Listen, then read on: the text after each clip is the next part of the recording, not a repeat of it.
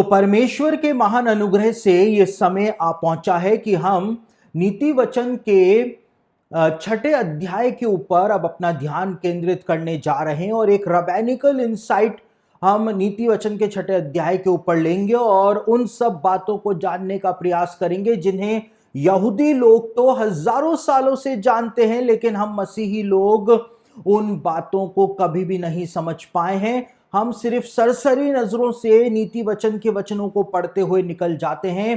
Translation error जो है उसके ऊपर अपने सिद्धांत हम बना लेते हैं, लेकिन नीति वचन में वास्तव में क्या लिखा हुआ है और उसके छठे अध्याय में क्या लिखा हुआ है, आज हम उसको समझने और जानने जा रहे हैं। तो यहां अब छठे वचन में एक बात के अंदर ट्विस्ट सुलेमान डालता है और वो एक उदाहरण देता है जो कि बहुत महत्वपूर्ण उदाहरण है। यहां पे वो चींटियों के बारे में बताता है। यहां पे सुलेमान कहता है, हे आलसी, चींटियों के पास जा, उनके काम पर ध्यान दे और बुद्धिमान हो जा। चींटियों के पास जा, उनके काम पर ध्यान दे, और उनके काम पर ध्यान दे के लिए इंग्लिश में जो वर्ड्स यूज हुए हैं वो वर्ड्स हैं कंसीडर हर वेज। कंसीडर हर वेज, उसके काम पर ध्यान दे और तू बुद्धिमान हो जा। बुद्धिमान क्यों हो जा? यहूदी ज्ञानी पुरुष जो हैं, जूइश सेजेस जो हैं, वो कहते हैं कि चींटी का जीवन जो है वो 6 महीने का होता है। 6 महीने का, सिर्फ 6 महीने का छोटा जीवन चींटी का होता है, लेकिन वो 12 महीनों के लिए अपनी भोजन वस्तु जमा करके रखती है।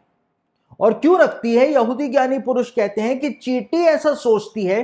अब ये बात मैं नहीं बोल रहा हूं, ये यहूदी ज्ञानी पुरुष बोलते हैं, वही बात आपको बता रहा हूं।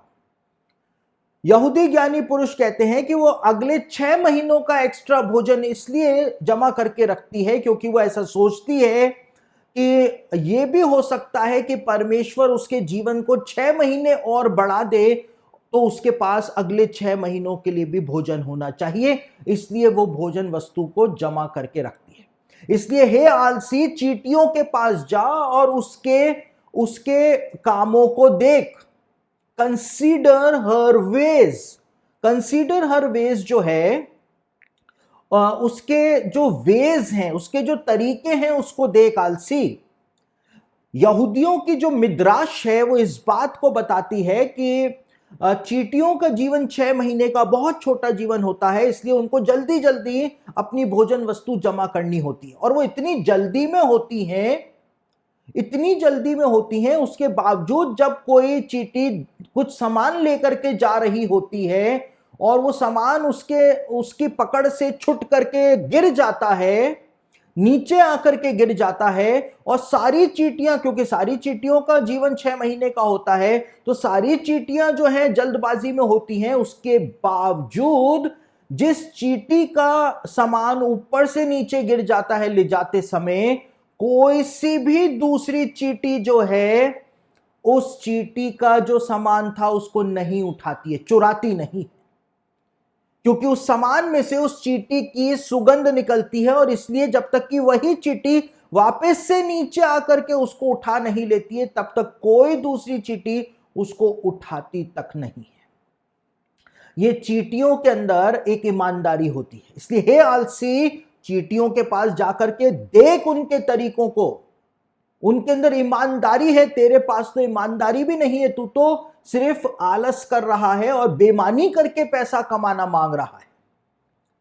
और बुद्धिमान हो जा उनको देख करके। बुद्धिमान कैसे हो जा? यहूदियों की मिद्राश जो है वो इस बात को बताती है कि चींटियां जब अपना भोजन वस्तुओं को जमा करती हैं तो वो अपनी जो उनकी बाम्बी होती है उसमें बिल्कुल नीचे ही नीचे ले जा करके वो भोजन वस्तु को नहीं रखती है, क्योंकि बिल्कुल नीचे ही नीचे ले जा करके रखेगी तो मॉइस्चर से भोजन वस्तु खराब हो जाएगी।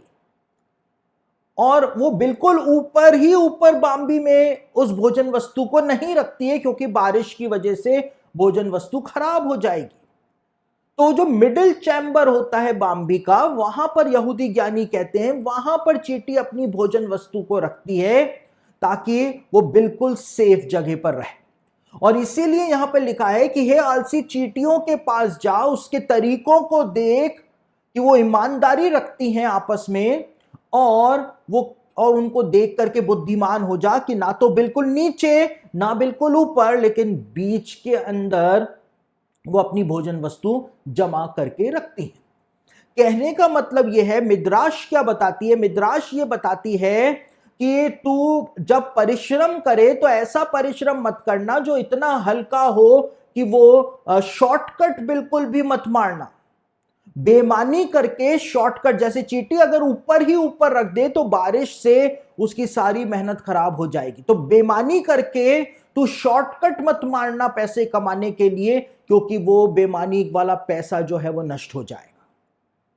और तू इतना भी ज्यादा परिश्रम मत करना कि अपना जीवन ही भुला दे, अपना परिवार ही भुला दे। 24 घंटे नौकरी कर रहा है, हाय पैसा कर रहा है, जिस प्रकार से चींटी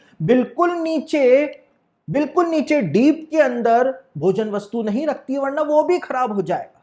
तेरा जीवन पूरा बीत जाएगा, तुझको पता ही नहीं चलेगा और तू बाद में हाय हाय करेगा।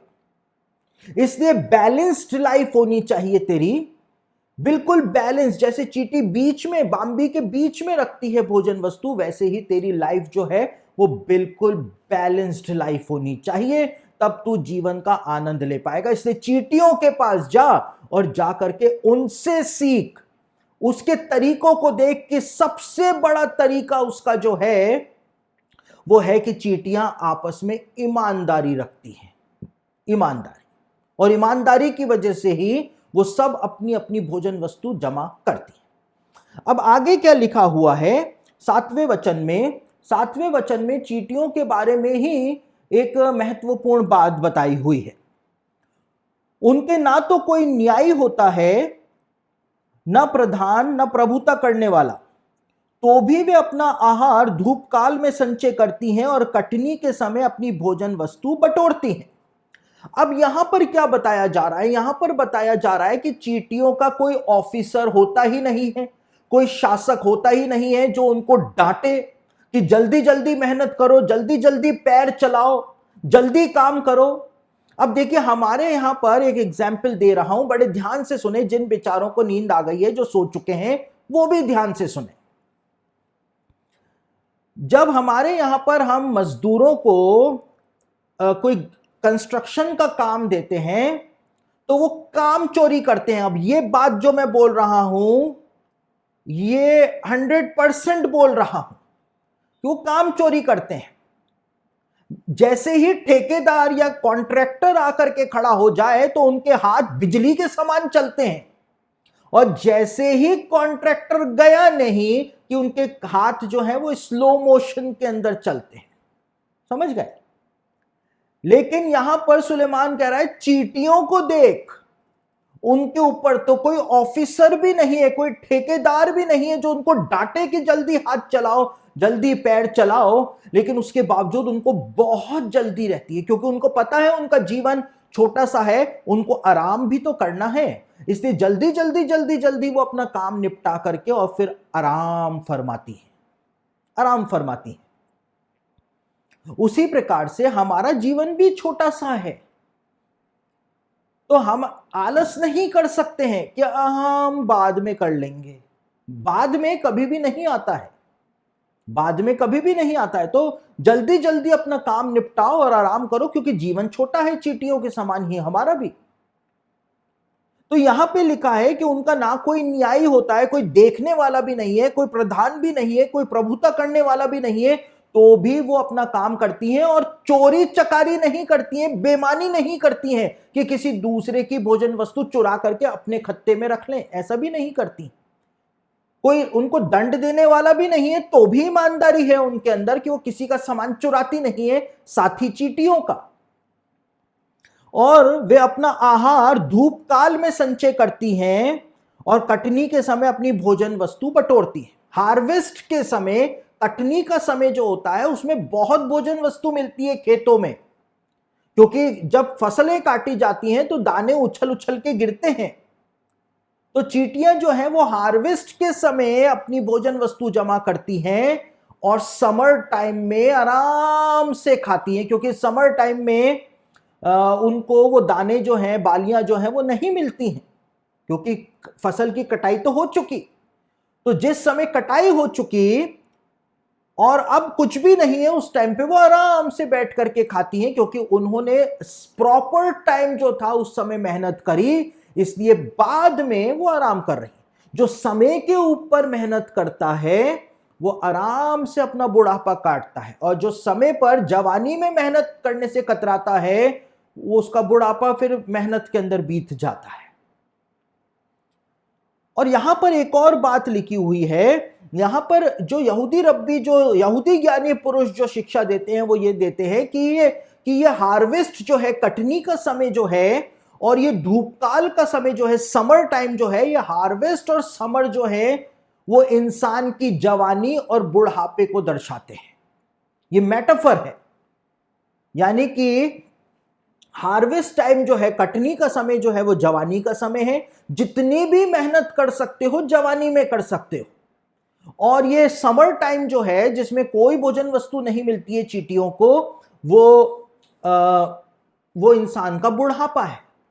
तो जो वो जमा करेगा जवानी के समय में, जब उसके अंदर ताकत है, प्रॉपर समय में, उसका फायदा उसको बुढ़ापे में मिलेगा। और इसी बात को यहूदी ज्ञानी पुरुष कहते हैं कि वचन को सीखने का सही समय जवानी का समय है। जिसने जवानी के अंदर वचन से अपने आप को भरपूर कर लिया, अपने पास वचन को जमा कर लिया, तो फिर बुढ़ापे के अंदर वो उस वचन को अच्छी तरह से समझ सकेगा, क्योंकि उसके पास उस वचन को और ज्यादा समझने के लिए बहुत समय होगा। रिटायर हो जाएगा, समय ही समय उसके पास होगा।